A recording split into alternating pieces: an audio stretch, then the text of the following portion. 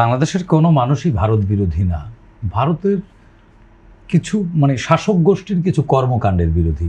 প্রতিবেশী বদলানো যায়, আমরা ভারতকে বদলায় ফেলতে পারবো যে ভারত আমাদের প্রতিবেশী আর থাকবে না? এটি তো হয় না। এটি এক ধরনের বোকামি বা পাগলামি হবে।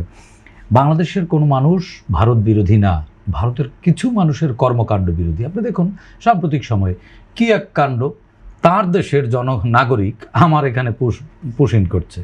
এটার কোনো অর্থ আছে? এটা হচ্ছে যে ওই পায়ে পড়ে ঝগড়া বাঁধানো। পাটোয়ারি ভাই যেটি বললেন যে আওয়ামী লীগের ধরেন শেখ হাসিনা যদি ফেরে কয়েক লাখ মানুষ থেকে রিসিভ করতে পারে, হ্যাঁ পারে। আবার ফেসবুকে ফিরে আসাও এক ধরনের ফিরে আসা, হ্যাঁ তাও ফিরে আসা, সবটাই ঠিক আছে। কিন্তু দেখুন রাজনীতি টিকে থাকে তার দর্শনের উপরে।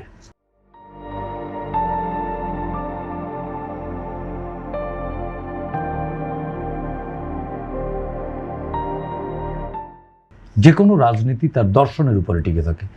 যে রাজনৈতিক দল তার দর্শন মানুষকে দিতে পারেনি, সেই রাজনৈতিক দল টিকে নেই। যেমন পাটোয়ারি ভাই বললেন না যে জামাত ইসলাম বা এই টাইপের রেজিমেন্টেড পলিটিক্যাল পার্টি, যারা রেজিমেন্টেড পলিটিক্যাল পার্টিগুলো হয় কি, এগুলোর কিন্তু দর্শন থাকে না, এগুলো যে মতবাদ, একটা মতবাদের উপরে টিকে থাকে। যেমন জামাত কিন্তু একটা মতবাদ ভিত্তিক রাজনৈতিক দল, যা আবুল আলা মওদুদি যা বলছে তারপরে এটি আর কোনো পরিবর্ধন সংযোজন বিয়োজন কিচ্ছু হবে না। মওদুদি বাদ, এটাই চূড়ান্ত। আবার আওয়ামী লীগ মানে কি জানেন? মুজিববাদ। এটা সংশোধন সংযোজন বিয়োজন কোনো কিছু হবে না। এটা ওই মুজিব রক্ষী বাহিনী গঠন করে একদলীয় শাসন বাকশাল কায়েম করা। শেখ হাসিনা এসে সেম রোলটাই প্লে করলো, যে আর কোনো দল দরকার নাই। জাতীয় পার্টিকে নিয়ে নির্বাচন করে। ভাই জাতীয় পার্টি, পাটোয়ারি ভাই হয়তো সব বলতে পারবে না, দুঃখ তো আরও আছে। পাটোয়ারি ভাইয়েরও মনে অনেক দুঃখ আছে। এখন দুঃখ বলে বলে বলে লজ্জা পাবে কেন? লজ্জা দেওয়ার দরকার নেই। জাতীয় পার্টি কেমন বিরোধী দল ছিল সেটা আমরা সিএমএইচ হাসপাতালে ওই সময়ের হুসাইন মোহাম্মদ এরশাদে ভোটের এরশাদকে দেখেছি।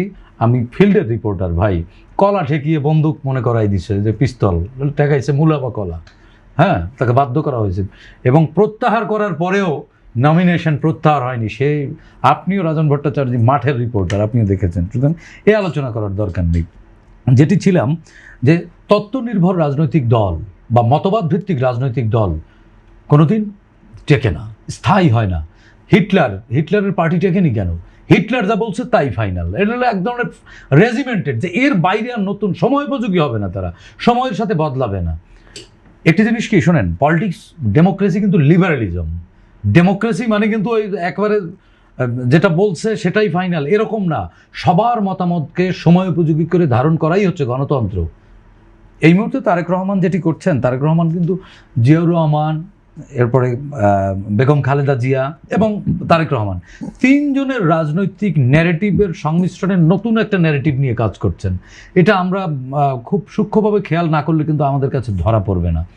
তিনি কিন্তু প্রায়ই বলেন নো রিভেঞ্জ, আসেন সবাই মিলে আমরা চলি।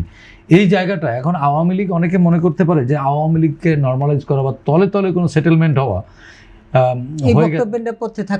এরকম থাকতে পারে। আসলে এটা ভুল। শোনেন, উদারতা আর দুর্বলতা এক জিনিস না। আমি উদার, আমি আপনাকে ভালোবাসি, বা আমি আপনাকে ভালোবাসি না, তবুও আপনাকে দেখে হেসে কথা বলি, এটা আমার উদারতা। তার মানে এই না যে আমি আপনাকে ভয়ে হেসে দিলাম বা আপনাকে ভয় পাই তোয়াজ করলাম। আওয়ামী লীগ কখনোই আর ফিরবে না বাংলাদেশে। লক্ষণ সেন, আওয়ামী লীগ ফিরতো যদি লক্ষণ সেন ফিরতো, শেখ হাসিনা ফিরতো যদি লক্ষণ সেন ফিরতো। শেখ হাসিনা কন্ডেম সেলেও যাবে না। কারণ কি জানেন? উনি বাংলাদেশেও ফিরবেন না, কারণ উনি তো গেছেনই পাসপোর্ট ছাড়া। ওনার সাথে ওনার সারথি যারা, তারা তো পাসপোর্ট ছাড়া গেছে। আসবে কেমনে? কি করে আসবে? গেছে তো লাল পাসপোর্টে, সেগুলো তো বাতিল হয়ে গেছে। এখন ফিরবে কেমনে? বন্দী হয়েই ফিরতে হবে তাকে। সে জানে তার হাত করা পড়বে, কিন্তু বাংলাদেশে ফিরবে এই কথাটি বললে দিল্লিতে তার হাতে হাত করা পড়বে। জেলখানায় আমি জেল খাটার অভিজ্ঞতা আছে। জেলখানা বাইরে থেকে বিপ্লবী মনে হয়, 24 ঘন্টা লকআপের মধ্যে তখন একটাই প্রত্যাশা থাকে, মুক্তি চায়। জেলে বন্দীরা মুক্তি চায়। শেখ হাসিনা তো এর আগেও জেল খেটেছে। শেখ হাসিনা সব সময় এই জেলকে ভয় পায়। শেখ হাসিনা সব সময় এগুলোকে ভয় পায়। সে তার পালানোরও তো অভিজ্ঞতা আছে, এর আগেও জেল খাটার অভিজ্ঞতা আছে, পালানোর অভিজ্ঞতা আছে। সুতরাং এবার উনি আপনি অনেকগুলো সুটকেস, ব্যাগ অ্যান্ড ব্যাগেজ এবং অল ফ্যামিলি মেম্বার্স নিয়ে গেছে। এই জায়গায় কিন্তু কয়েকটা হাঁস মুরগি রেখে গেছে আর সব নিয়ে পালিয়ে গেছে। হাঁস মুরগিও তো নাই, হাঁস না না, মুরগিও তো- কয়েকটা হাঁস মুরগি ফেলে আর সব নিয়ে পালিয়েছে। হ্যাঁ শুনুন, স্বামীর সাথে যখন বউয়ের ঝগড়া হয়, ওই স্ত্রী যদি ঘর ছাড়ে, আপনি দেখবেন পুরনো কাপড়টাও নিয়ে যায়, যে থাকবো না তোর বাড়িতে, আমার ন্যাকড়াও থাকবে না তোর মানে আপনি বাড়িতে। যেটি বলছেন যে হাসিনা কিন্তু দেশে ফিরবে না, সেই প্রস্তুতি নিয়ে তিনি একেবারে গেছেন। সব নিয়ে গেছে, সব ন্যাকড়াটা, ছেঁড়া কাপড়ও নিয়ে চলে গেছে শেখ হাসিনা।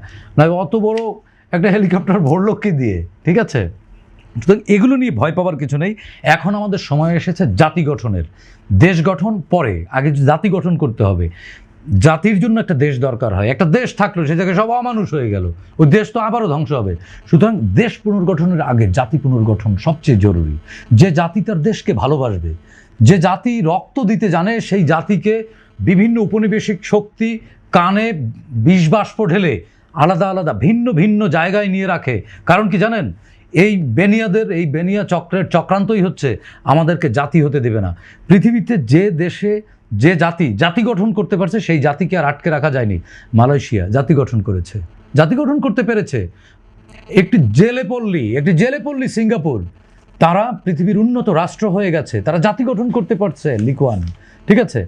আফটার 71 আমরা এই জায়গাটিতে ব্যর্থ হয়েছি এবং নানান ধরনের চক্রান্তের কথা বলি, কিন্তু আমাদের বেসিক চক্রান্ত হচ্ছে আমাদের নিয়ে, আমাদেরকে জাতি গঠন করতে দিচ্ছে না। যেমন পাটোয়ারি ভাই এবং আমি, আমাদের চিন্তাগত ভিন্নতা থাকবে, চলার পথে ভিন্নতা থাকবে, কিন্তু একটা গ্রেটার জায়গায় আমাদের কিন্তু এক জায়গায় আসতে হবে। আমরা কিন্তু এখনও পারছি না। এখনও বলছি যে উনি খারাপ, মানে ওনার মৃত্যু পর্যন্ত খারাপ, কিন্তু খারাপ নির্দিষ্ট, এটা একটা আপেক্ষিক ব্যাপার। কতক্ষণ পর্যন্ত খারাপ, আমার স্বার্থের পরে গেলে ভালো কিনা,